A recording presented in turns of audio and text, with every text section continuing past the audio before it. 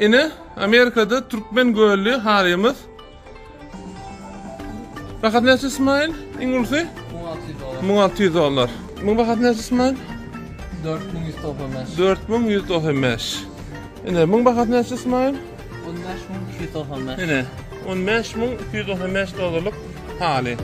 Hormatly tamaşaçylarymyz, ine biz şu an San Francisco'da, ine Union Square'da arkamda meclis var, yani şoňa girdik, zatlar görelip, umuman şu ýerde Türkmen hallaryny gördük. Bahalar näçe?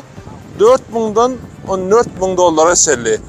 $4000'daki bahalary edil bizim öz gölümüz, Kızıl gölümüz we Ak gölümüz we birim $15.000'daki var bizim gölümizde çalındaş. Ondan aslında şu ýerde men ýazyk etdim. Şu ýerde üzüme çeken zat Buhara haltyp geçýär, Türkmen haltyp geçen ok. Sonra bir menajerrak bir ýeri geldi, men oňa aýtdym, düşündirdim. Bärde ýalňyş ýazylypdyr diýemde, meclis saatynda diýip ötünç dileýän idi. Yönetim umman dedi biz öndürücün yaz getirenlerin on yaz gönden.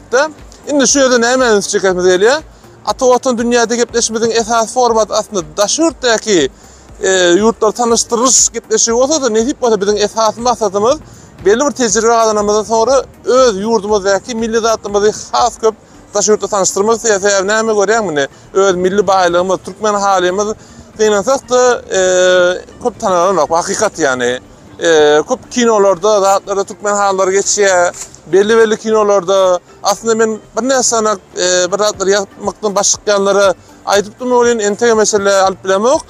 Şu Hollywood kinolaryndaki Türkmen hallaryny görkezip bir gysgaçyk bir häýärlap bolar, gepleşik galakda. Özüme kinolardan başmy çykmatlan üçin etmedim şu adreseli. Demek sen adam Türkmen hallarymyzy gawaty tanıştırmamız wajyp. Aslında bu girdici hükümledi. Hemen var milli zadımızı, görən bahalary azından $4000, $5000, $15.000 çelçikke bahalary. Şey dip hemen bir valyuta hükümledi, girdici hükümledi var peyda. Hem de näme öz milli zatlarymyzy tanıştırmak üçin hem. Ine bärde gepleşimizin esas maksadym şu. Biz ata-watan dünýäde gepleşimidi Amerikanyň Birleşen Ştatlarynyň bir näçe günjönüne dowam etýär. Ine Türkiýede de var, mesela bizim işlerimiz mehri şu an Amerika'da, neşe gepleşikleri ýazyp etýän döwrümizde. Ol Washington'dan şu an Texas'a geçti. Olan bir näçe ýerlerden gepleşikler dowam eder. Bizden bir näçe gepleşikler etdik, hem de tomaş etmeye maslahat berýär. Nädip o da biz belli tecrübe yetimizden sonra öz yurdumuzdaky zatlarymyzdan tanıştırmamyza köp zatlarymyz bar. İngilis dilinde daşurtlara tanıştırmak nädip bolsa. Häzirçe hoş, sag bolun.